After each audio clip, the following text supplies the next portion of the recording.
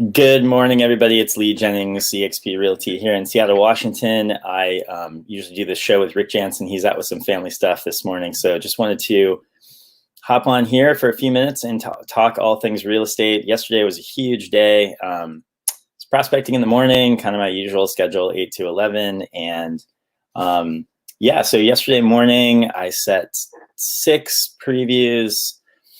Going to be looking at a couple of properties later today and then a couple of properties tomorrow.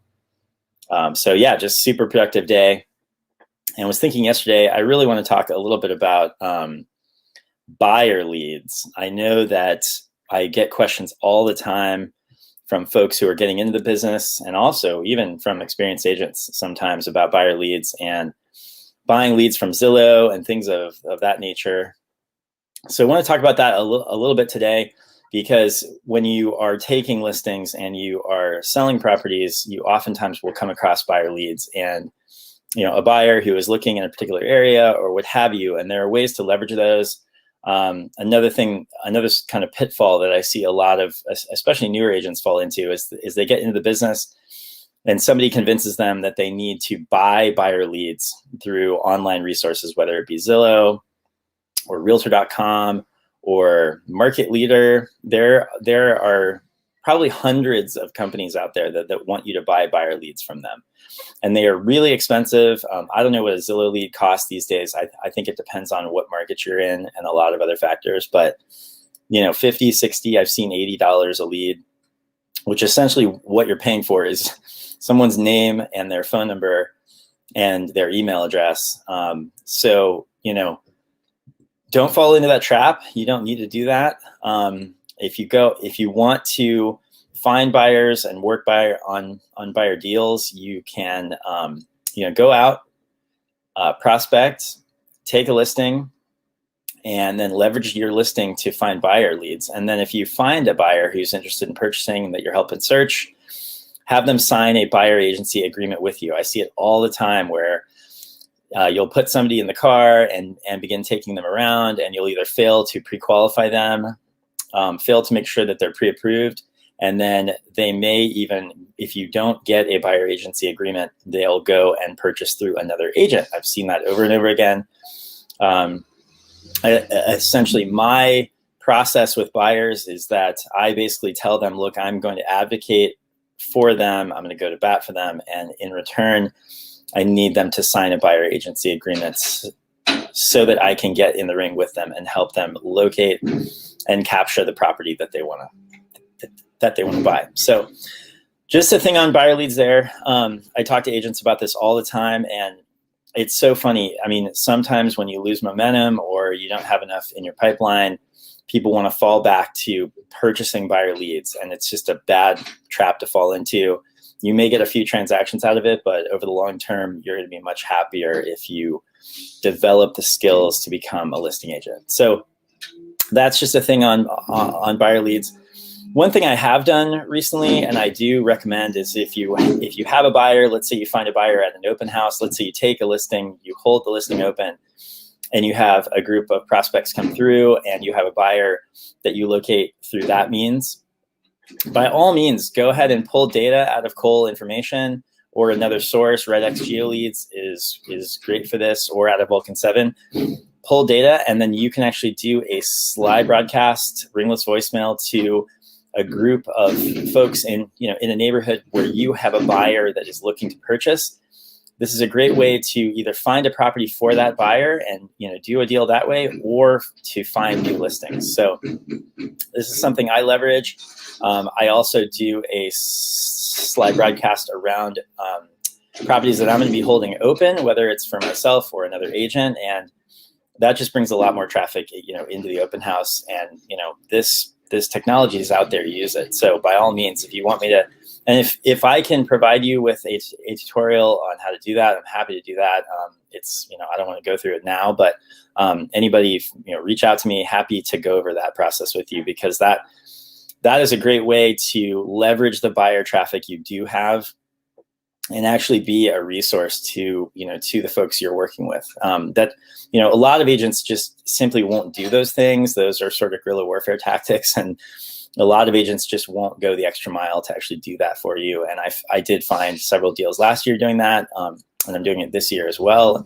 And it's a great resource. It's also a great resource for your seller, because oftentimes the folks in the neighborhood may not even know that the property is listed for sale. If they do know it's listed for sale, they may not know that it's being held open. So it's just a great way to reach out to folks in the neighborhood. Yesterday, I did some circle prospecting on my neighborhood. So I live in Greenwood in Seattle. It's just north of downtown, close to Green Lake. A lot of you may know where that is. It's a fantastic neighborhood, a lot of single family homes, a lot of apartment buildings. So yesterday I circle prospected for probably an hour and a half in my immediate area, which I've not done recently. I've been circle prospecting my listings that I've had, all over town. But yesterday I was just prospecting my neighborhood. That's a great way to list properties. It's a great way to get your name out there in the community. All I did was pull data out of Cole and then dump that into my dialer. And I went ahead and made probably 150 calls in my neighborhood, and was able to make a few contacts that way. That's, one of my lead pillars is circle prospecting, and, hopefully long-term it'll be one of yours too, or it probably already is. That's a great way to pick up listings. It's also just a great way to get your name out there, get your face in front of people, and have real estate conversations, which is ultimately the goal. So I set 6 previews yesterday. They're all over town. Going to go on 2 this evening, and then I have 3 more tomorrow, and then 1 Friday. So we'll see how those all go. I had 2 yesterday as well. Those were both fantastic. One was a pretty large single family home in Bellevue, about 3,000 square feet. Needs a lot of work. It's undergoing a renovation right now. Really cool property. Very lived in, needs a lot of work, but it'll be a great one. So that one will probably be listed here in the next couple of months. And then the other one that I looked at is all the way out in Renton Highlands. I sold a home last year on Lake McDonald, which was a really beautiful lakefront property. Really honored to take that listing and work with that seller. And this home was a custom home in the same area, not on the lake, but in a subdivision that's all custom homes, and fantastic property. Probably, I want to say about 3,600 square feet, really nice large home. The landscaping was probably the best part, just phenomenal. And was able to build rapport with both of these sellers. They're kind of in different places. One is obviously a renovation project. He's probably not going to be ready to list for maybe 2 months or so. The other one is just getting started, exploring possibly selling the property. He put it on Zillow as a for sale by owner and is kind of in the early phases, but I was able to meet him and go through the home, get an understanding of why he's selling, go into the motivation. He's just going through some family changes, and so it just makes sense to sell the home. So got an opportunity to walk the whole property, talk over his goals, what he's trying to do. And I think I'm going to be doing an open house for him probably either next week or the following week at that beautiful home. The exterior, the landscape there was just like some of the best I've ever seen. So really a cool property. So anyway, that was yesterday. Today, really more of the same. I'm going to prospect this morning, calling all my lead pillars. So for sell by owners, for rent by owners, expired, canceled, withdrawn, circle prospect, absentees. I did yesterday. I also, let's see, I have 2 new listings coming. I have one in West Seattle, and I have another one in Everett. So really excited about those. Those are, completely different. Those are also just from my prospecting efforts. So, it's funny. A good friend of mine who's also in the business down in Florida yesterday posted online and essentially said, if you're having issues in your business, if you're not happy with where your business is right now, just up your number of contacts. And it's so true. And the way to do that is to be prospecting, to get on the phone, to be out there. That is really the way to push your business forward. And if you're feeling uncertainty or you're not confident, really try to break through that. Just push right through that. And the way to do that is to up your number of contacts. I aim for 25 to 30 contacts per day. So that's real estate conversations with sellers who own properties that I would like to work with. So that's really, that honestly, it sounds so simple, but it is really kind of the cure-all. If you're looking for tactics as far as how to get listings, how to grow your business, all that sort of thing, the folks at Libertas, at EXP can help you do that. We are led by some of the best coaches, real estate coaches in the country, Tim and Julie Harris, Sean Kokoska, all these folks who are in that group. If you're interested in getting involved in that group, I can send you a link that I can actually text you a link that has all the benefits of being in that group and everything you need to know as far as what the group has to offer. If you are a newer agent, or even somebody who's brand new in the business, it's an opportunity to be surrounded by people who are doing things that are very, very high level and to push your business forward. If you're a seasoned agent who's been in the business for a while, it is the single fastest growing group at EXP Realty. Obviously, there's a lot of buzz around EXP right now. Everyone's asking, why to get involved with this company, and it would be a great move for you. So text me or DM me on Facebook. Let me know if I can get you information on that. It's the best opportunity out there on a brokerage level to get a lot of training and to learn from people who are producing at a high level and also who are recruiting at a really high level. So, love to get you involved in that. And then on back to prospecting, over the next few sessions, I'm going to do a bit of screen sharing. I feel like it's kind of abstract. I use a dialer, I use Mojo, and I have data that gets dumped in there.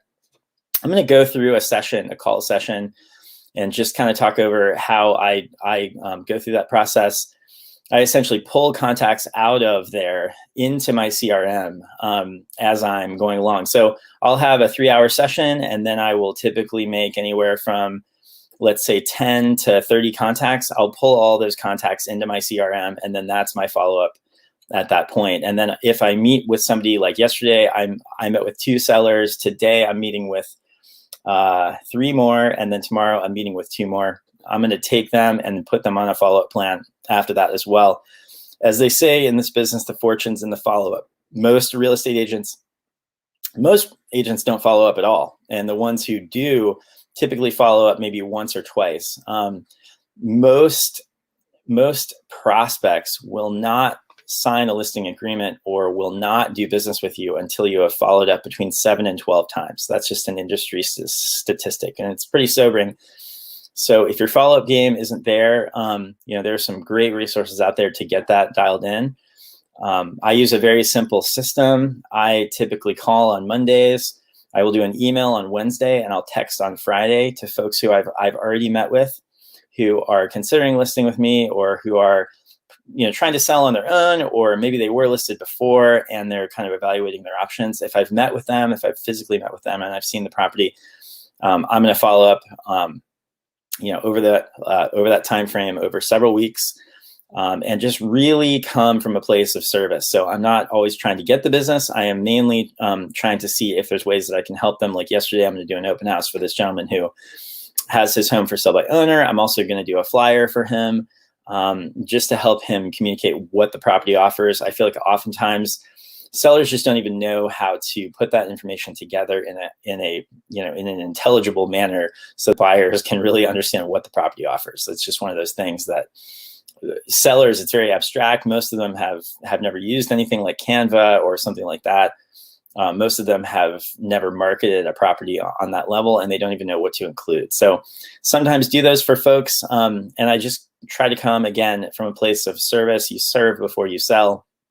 So really trying to offer up anything that I can do to help them on their path, whether it's selling on their own or selling with me. So anyway, that's what I'm up to today. Reach out to me if you're interested in getting involved in Libertas, or if I can help you in your real estate sales business, whether it's on the listing side or working with a buyer, or if you're into a deal and you need some help, I'm happy to lend an ear. So I'm at 206-419-8303. Lee Jennings, eXp Realty here in Seattle. I hope you guys all have a great day, and I will talk to you tomorrow.